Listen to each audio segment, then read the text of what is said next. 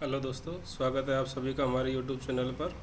राजस्थान के इतिहास की कड़ी में आज हम बात करेंगे चौहानों के इतिहास की।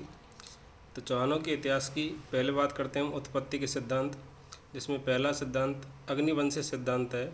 यह चंद्रवरदाई की जो पुस्तक है पृथ्वीराज रासो, इसमें यह सिद्धांत दिया गया है। इसके अनुसार जो ऋषि वशिष्ठ थे उन्होंने आबू पर्वत पर यज्ञ किया और यज्ञ से 4 राजपूत जातियों की उत्पत्ति हुई, जिसमें चौहान, चालुक्य, परमार और प्रतिहार, इन 4 जातियों की उत्पत्ति हुई। और इन जो अग्निवंशीय सिद्धांत है इसका जो समर्थन करते हैं इतिहासकार मोड़ोत नैन्सी और सुलमर मिश्रण इस सिद्धांत का समर्थन करते हैं। इसी तरह से सूर्यवंशी सिद्धांत जो है यह पृथ्वीराज विजय, हम्मीर महाकाव्य में, हम्मीर रासो, विग्रहराज चतुर्थ का जो अजमेर अभिलेख है, और हमारे इतिहासकार गौरी शंकर हीराचंद ओझा सूर्यवंशी सिद्धांत का समर्थन करते हैं। चौहानों की जो चंद्रवंशीय उत्पत्ति का सिद्धांत है इसका हासी अभिलेख जो है इसमें साक्ष्य के रूप में, और एक अचलेश्वर महादेव मंदिर ये साक्ष्य हैं।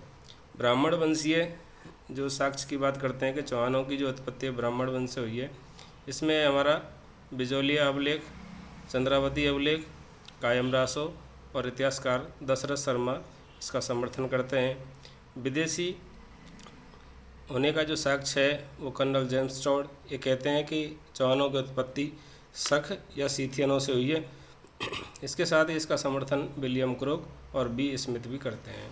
जबकि इंद्र के वंशज होने का जो समर्थन है वो रायपाल का सैवाड़ी अभिलेख जो कि पाली में है, ये कहते हैं कि चौहानों की उत्पत्ति जो है वो भगवान इंद्र से हुई है। इसी हम बात करते हैं एक बिजौलिया अभिलेख की। तो जो बिजौलिया जो अभिलेख है वो 1170 ईस्वी का है, स्थान है भीलवाड़ा। तो ये पार्श्वनाथ का जो मंदिर है उसमें स्थापित किया गया है। दिगंबर जैन थे लोलाग, इनके द्वारा इसको लगवाया गया था। इसके जो रचनाकार हैं वो गुणभद्र हैं, लेखक जो हैं इसके केशव हैं, और इसके जो उत्कीर्णक हैं वो गोविंद हैं। इस बिजौलिया अभिलेख में हमें क्या जानकारी मिलती है? बिजौलिया अभिलेख के अनुसार जो चौहान हैं वो वत्स गोत्रीय ब्राह्मण हैं। वासुदेव जो चौहान थे उन्होंने सावर झील का निर्माण करवाया।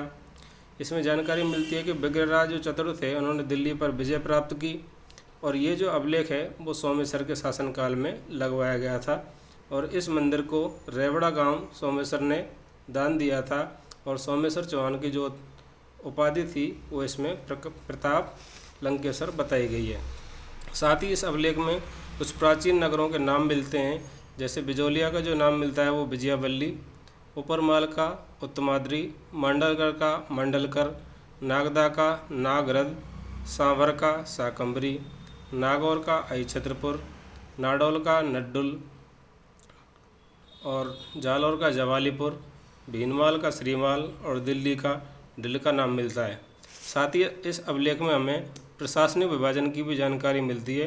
प्रशासनिक विभाजन जो कैसे बटा हुआ था, देश, फिर पत्तन, पुर, पल्ली और ग्राम, इस सीक्वेंस में ये जमा हुआ था।